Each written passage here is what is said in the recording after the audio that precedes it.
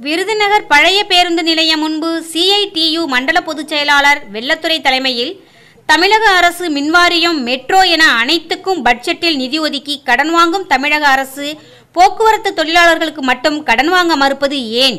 தமிழக அரசின் மொத்த கடன் 8 லட்சம் கோடிக்கு மேல் உள்ளது. அதில் தினமும் 2.25 கோடி பயணிக்கும் மெட்ரோ ரயில்களுக்கு 2 லட்சம் கோடிக்கு மேல் நிதி ஒதுக்கீடு செய்யும் அரசு தினமும் 1.75 கோடி பேர் பயணிக்கும் அரசு போக்குவரத்து கழகத்திற்கு மட்டும் ஒருதலை பட்சமாக ரூபாய் 1500 கோடி மட்டும் நிதி ஒதுக்கீடு செய்வது ஏன்?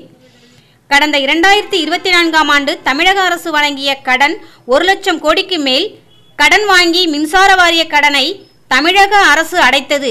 ஆனால் போக்குவரத்து தொழிலாளர்களின் கடனை அடைக்க முயற்சி எடுக்காமல் உள்ளது என்றும், மேலும் கடன் வாங்கி எங்கள் கடனை தீர்த்திடு, ஓய்வூதியர்களுக்கு அகவிலைப்படி உயர்வை வழங்கிட வேண்டும், பழைய பென்ஷன் திட்டத்தை அமுல்படுத்த வேண்டும், ஓய்வூதியர்களுக்கு அகவிலைப்படி உயர்வு வழங்கிட வேண்டும், போக்குவரத்தை தனியார் மயமாக்குவதை கைவிட வேண்டும், ஊதிய ஒப்பந்த பேச்சுவார்த்தையை பேசி தீர்க்க வேண்டும் உள்ளிட்ட வாசகங்கள் அடங்கிய பதாகைகளை கையில் ஏந்தியபடி ஆர்ப்பாட்டத்தில் ஈடுபட்டு தமிழக அரசுக்கு எதிராக கண்டன முழக்கங்களை எழுப்பியவாறு 300க்கும் மேற்பட்ட போக்குவரத்து தொழிலாளர்கள் சாலை மறியல் போராட்டத்தில் ஈடுபட்டனர்.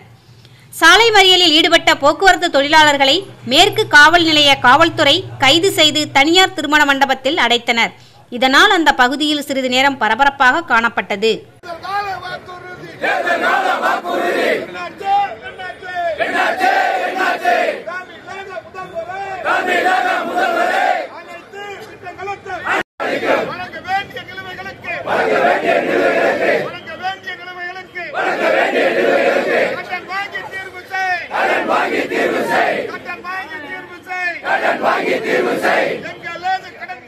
எங்களது கடன்களை